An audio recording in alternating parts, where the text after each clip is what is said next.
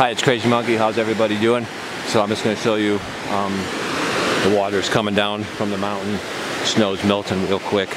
It's early April. And just want to say real quick about Democrat Party voters. You know, the Democrat Party is basically two groups of people, honestly. It's the filthy rich billionaires, multi-millionaires at the top, and then it's like dirt poor people at the bottom. And you know, the dirt poor people at the bottom that are Democrats, in many ways they're victims, and it's really sad. I mean, you look at some guy, he'll be riding his car for some ride-sharing app, and he's making like $5 or $6 an hour after taxes, and you know, he's in a big city like San Francisco doing this. He's like 90% chance he's a Democrat. You know, you look at another person, she's a welfare woman. She's like 300 pounds. She has 3 babies, 3 different daddies on the welfare, on the food stamps. She's going to be poor for life. 95% chance she's a Democrat. You know, you'll look at some gay guy in Capitol Hill, that's Seattle. He's all fucked up on crystal meth. He's all fucked up on drugs. Complete drug addict, living large in his micro studio. Living large in his 200 square foot micro studio apartment. And 95% chance he's a Democrat. You know, I can go on and on and on and on and on, but you literally look at like the Democrat Party voter base, and it's just a bunch of victims and a bunch of losers. It's just sad. It's just sad. You almost feel sorry for some of these people. You know, I was just reading something on the internet that was so sad. This woman in Silicon Valley, she's like a adjunct professor. I was reading about it. I guess she makes like $30,000 a year. It's like a minimum wage job or something, a little higher than minimum wage. And because she doesn't have enough money for an apartment, she's been sleeping in her car, folks. Sleeping in her car. So she works at the leftist socialist university, you know, as an adjunct professor. She's a single woman. She's living in Silicon Valley, sleeping in her car. What do you think the odds of her being a Democrat are? Probably about 97%, you know what I'm saying? It's not funny. It's not funny. I'm sorry I'm laughing. It's not funny. The reason I'm laughing is because she hasn't been sleeping in her car for a week or a month. No, she's been sleeping in her car for 10 years. And this is the sad part. Now she's got like major health problems.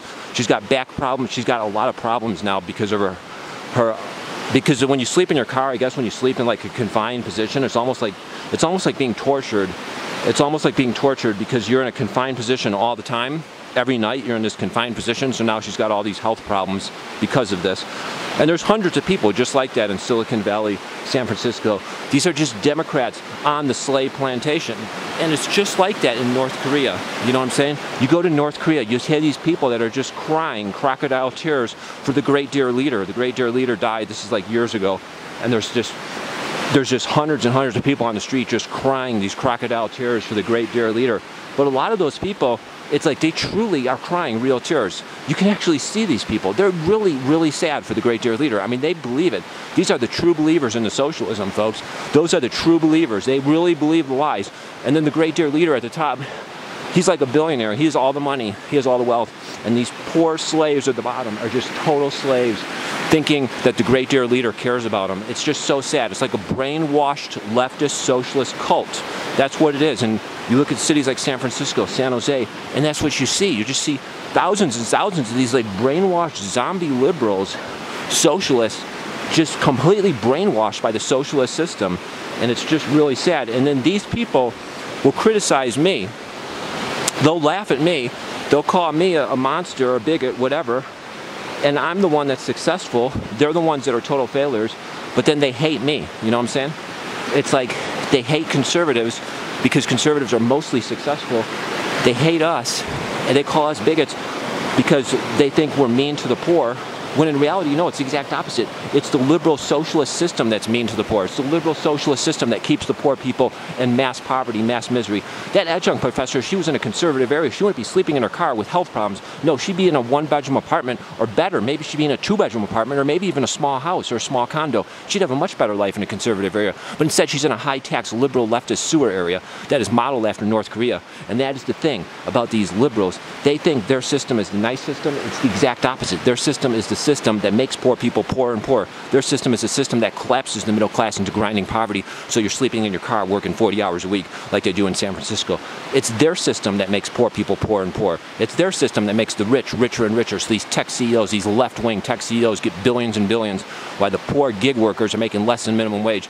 They're the monsters. They're the fucking monsters, man. They are the freaking monsters. It's not conservatives. You go to conservative areas, you got oil workers making 100 grand a year living in Alaska. You got oil workers making 100,000 a year living in Alaska. They're living in beautiful houses for 300,000 in Anchorage, Alaska.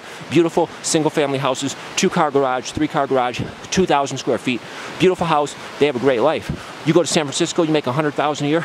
Man, you're living in a freaking micro studio. It's the liberals that are the slave masters. It's the liberals that keep you poor. It's them that keep you poor, taking all your tax money, trying to ban your guns, take away your rights, take away free speech. It's the liberals that are the monsters.